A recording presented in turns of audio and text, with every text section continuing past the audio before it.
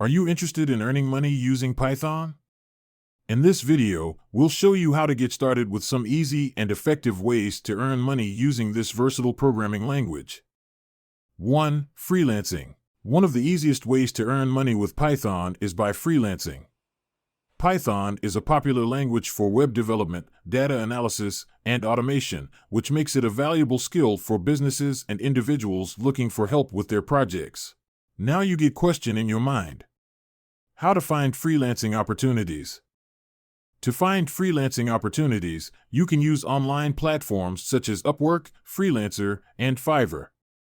Simply create a profile, list your skills and experience, and start bidding on projects that match your expertise. Method 2. Creating and selling your own Python scripts. Another way to earn money with Python is by creating and selling your own scripts. Python is widely used in various industries, and there is a high demand for scripts that automate repetitive tasks, extract data, or perform other specific functions.